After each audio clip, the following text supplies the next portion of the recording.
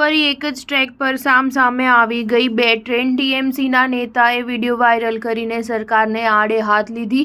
રેલવેએ આપ્યો જવાબ। આ વિડીયો ભ્રામક છે। દેશમાં 2024ના શરૂઆતના 7 મહિનામાં 7 મોટી ટ્રેન દુર્ઘટના બની છે। તેમાં 16 લોકોના મોત થયા છે, ત્યાં જ 100 લોકો ઘાયલ થયા છે। હમણાં થોડા દિવસ પહેલા ઝારખંડના જમશેદપુરમાં 30 જુલાઈના રોજ ટ્રેન દુર્ઘટના ઘટી હતી, જ્યારે મુંબઈ હાવડા એક્સપ્રેસ એક ડિરેલ થયેલી માલગાડી સાથે અથડાઈ। ટીએમસી પ્રવક્તા રીજુ દત્તાએ 28 સેકન્ડની આ વિડીયો ક્લિપને ટ્વીટ કરીને ભારતીય રેલ પર અનેક સવાલ ઉઠ્યા છે।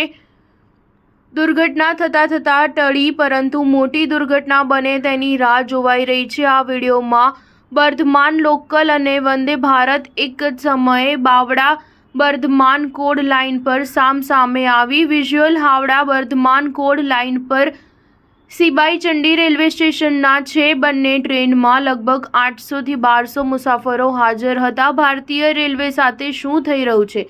કોઈ ટિપ્પણી? રેલ મંત્રી અશ્વિની વૈષ્ણવ આ અક્ષમ મંત્રીને બરતરફ કરીને અને રેલવેમાં વ્યાપક સુધારા કરતા પહેલા તમારે કેટલી લાશો જોઈએ છે? શ્રીમાન નરેન્દ્ર મોદી, શું આ ભારતીય રેલવેના સંપૂર્ણ ખાનગીકરણને યોગ્ય ઠેરવવાનું ષડયંત્ર છે? ભારતને જવાબ જોઈએ છે। વાયરલ વિડીયોની હકીકત ઈસ્ટર્ન રેલવેએ જ પોતાના ઓફિશિયલ એક્સ એકાઉન્ટ દ્વારા શેર કરી છે। તેમના ટ્વીટમાં પૂર્વ રેલવેએ લખ્યું, આ વિડીયો ભ્રામક છે।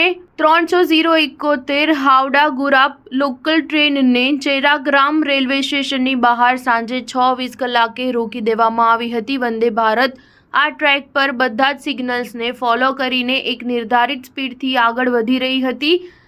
આ સેક્શન ઓટોમેટિક સિગ્નલથી સંચાલિત થાય છે। અહીં ઓટો સિગ્નલ ક્ષેત્રની નક્કી થયેલી પ્રોસેસનું પાલન કરીને જ મૂવમેન્ટ થાય છે। આમાં કશું જ અસામાન્ય નથી। રેલવેની કામગીરી સંપૂર્ણપણે સલામત છે। એવું લાગે છે કે આ વિડીયો અશાંતિ ફેલાવવા અને લોકોમાં ભ્રમ પેદા કરવાના હેતુથી પોસ્ટ કરવામાં આવ્યો છે। એટલે સ્પષ્ટ છે કે બે ટ્રેન બેદરકારીપૂર્વક એક જ ટ્રેક પર સામે આવી રહી છે અને મુસાફરોની સુરક્ષા સાથે છેડા કરે છે। તેવો દાવો તદ્દન ખોટો અને ભ્રામક છે।